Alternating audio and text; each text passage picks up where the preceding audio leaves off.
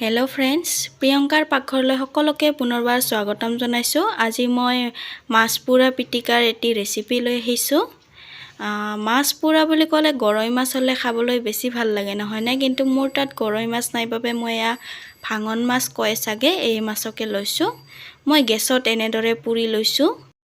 ৰেচিপিটো যদি চাই ভাল পায় তেন্তে এটা লাইক কৰিব, আৰু যদি মোৰ ভিডিঅ' প্ৰথমবাৰৰ বাবে চাই আছে তেন্তে ছাবস্ক্ৰাইব কৰি কাষত থকা বেলটো চুই অল কৰি দিব। মাছখিনি এনেদৰে ওলোটা দিব যাতে ভালদৰে সিজে। আপোনালোকে যদি পাৰে জুইত পুৰিব, জুইত পুৰিলে খাবলৈ বেছি ভাল লাগে। এয়া মোৰ মাছ পোৰা হৈ গ'ল।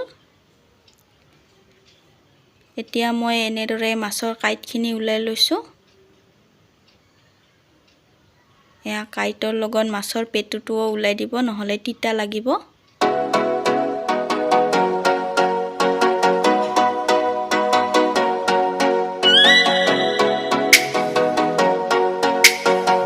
এতিয়া মই ইয়াত দুটা সৰু পিঁয়াজ লৈছোঁ। এয়া মিহি মিহিকৈ কাটি ল'ব।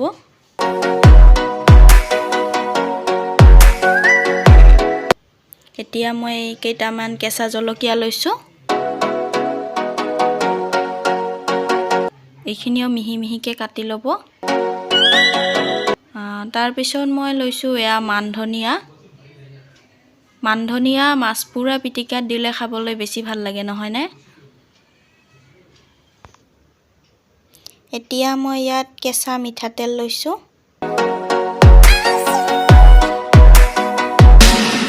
তাৰপিছত মই ইয়াত সোৱাদ অনুসৰি নিমখ।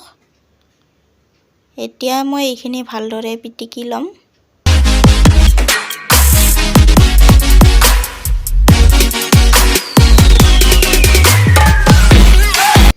এয়া চাওক, মোৰ মাছ পোৰা পিটিকা হৈ গ'ল।